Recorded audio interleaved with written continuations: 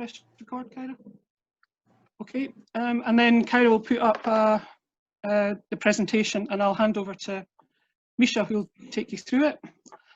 It's a bit of a game of two halves. We'll have the presentation, a bit of a break, partly because my Zoom it'll time us out at some point.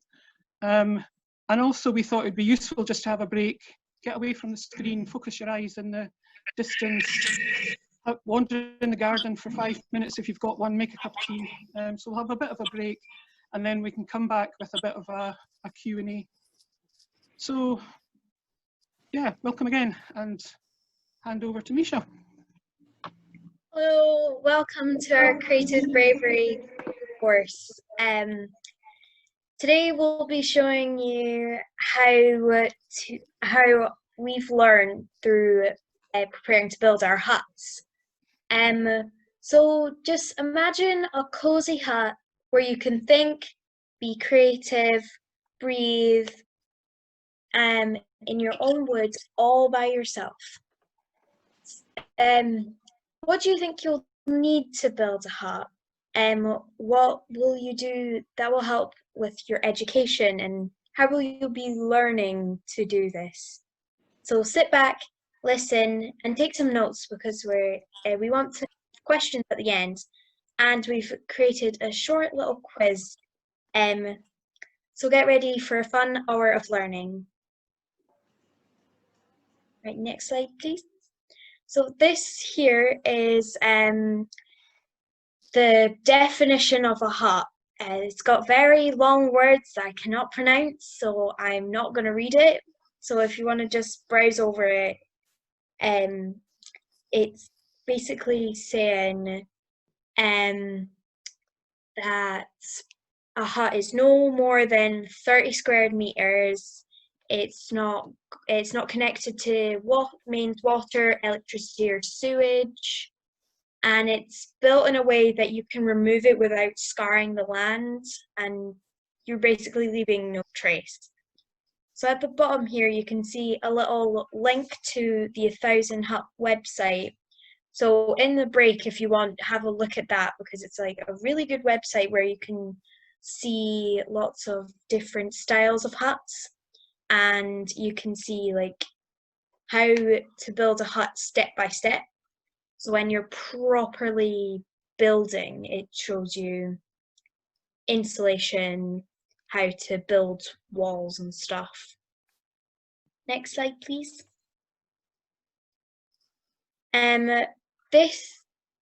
I've lost that slide. So this is, I made this plan. It's like 6 steps on how to successfully build a hut. And I drew this probably about a month ago maybe.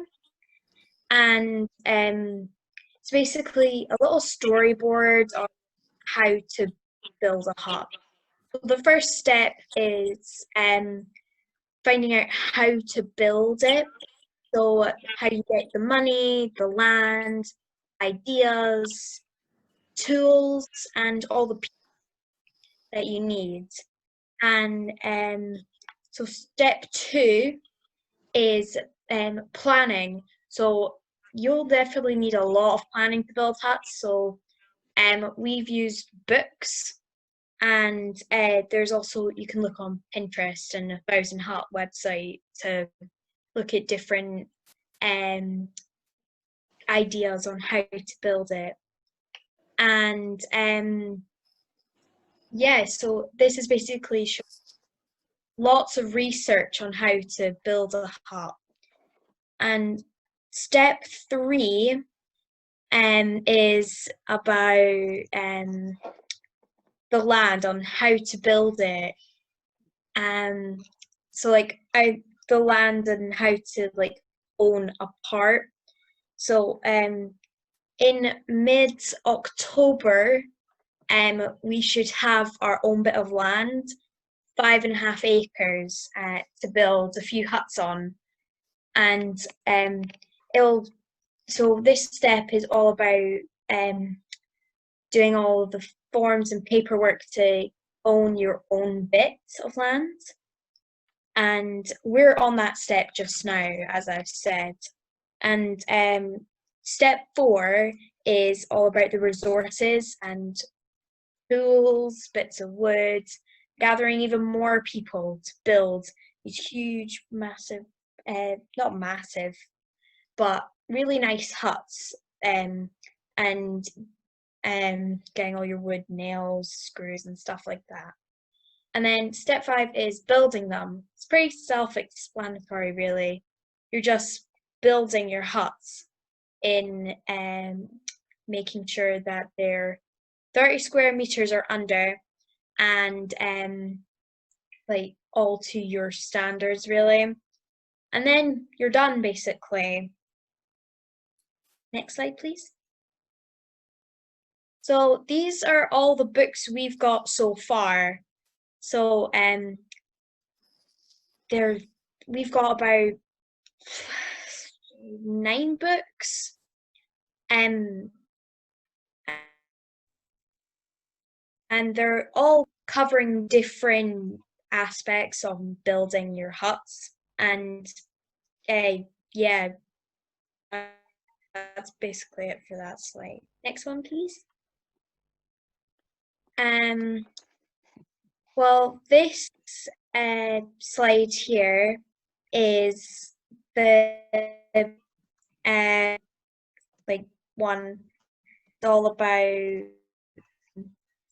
this hex-shaped hut that my great uncle Andrew designed. And you see, if you can see, there's a little person. That is my granddad. He's extremely tall, so you need a place where you can actually fit huge tall people in. And that little blue picture is me and my granny figuring out how to build a hexagon in 30 square meters. And it was very complicated, and I didn't really understand how to do it, but we managed to figure out in the end. It's got a lot of numbers and letters and squares and stuff. And then the little cardboard model is what I want my hut to look like in the early stages. So we'll have few rooms and stuff. And then the little Lego one is with my cousin Bonnie wants hers to look like. So she's made it out of Lego, and she's got chickens and windows and flowers and lots of little pretty things to make your thing look nice. Next slide, please.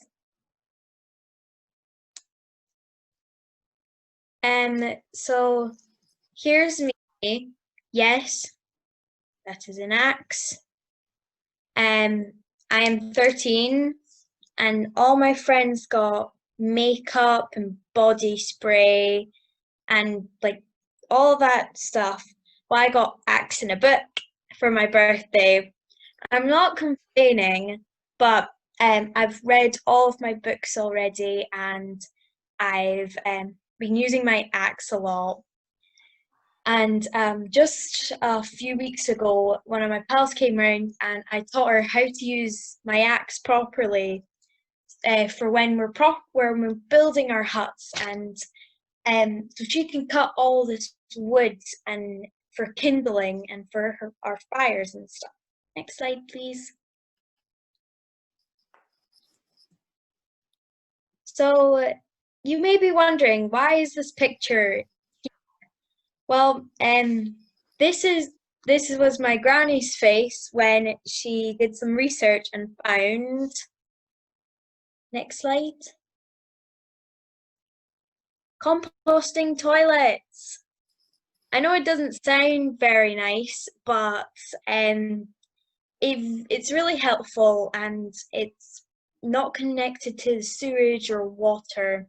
So every few days you would empty it.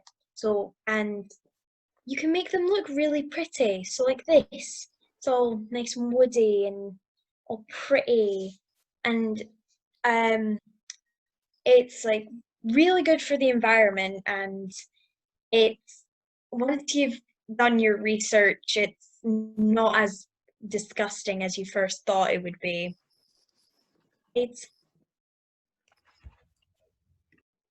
So here's all my subjects in school and how they would tie into building these huts.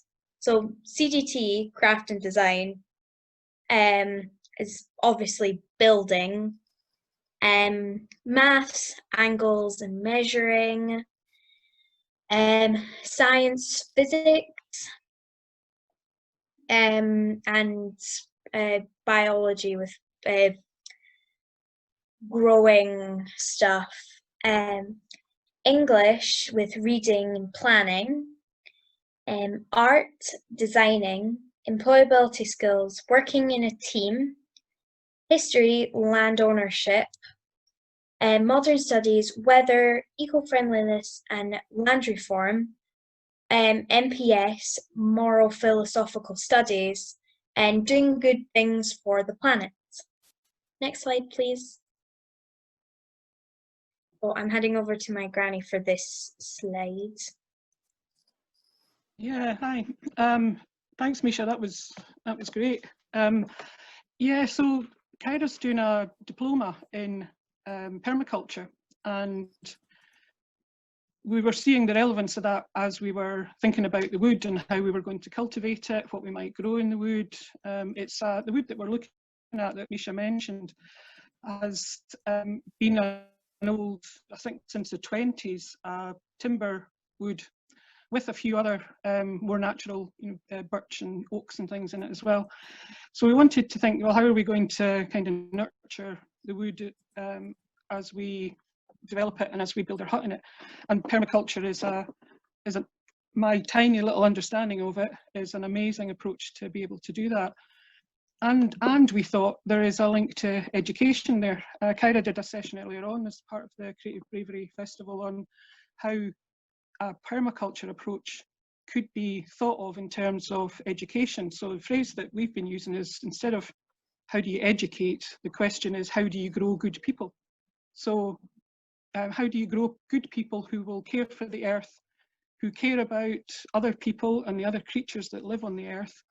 And then this idea of fair share, how do we make sure that there's more of a fair share of resources across the planet?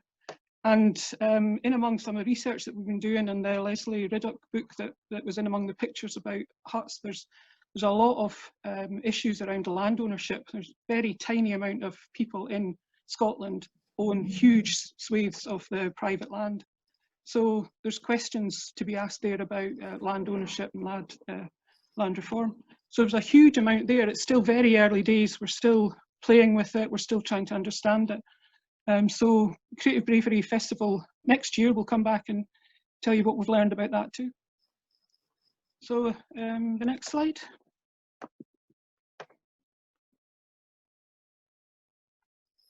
So what we'd like you to do now is take a bit of a break just for, say, 10 minutes. Mischa's given you a lot of information.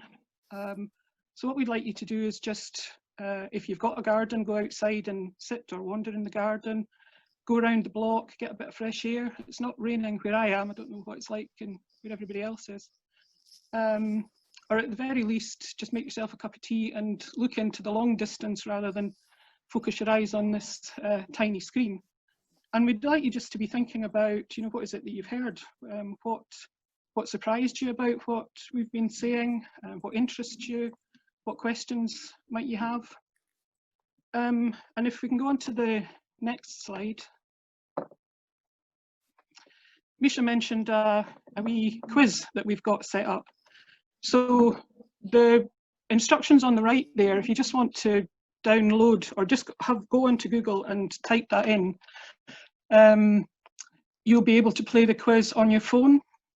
If you want to use the app and do your own quizzes in the future, you can actually download it, and that's the instructions on the left there, and we'll give you the PIN number when you get back. So I'll just leave that on the screen for a second or two. If you can download or go onto the Kahoot on your phone. And when we come back at, let's say 3:30, we'll do the quiz, and hopefully there'll be time for questions and a bit more discussion.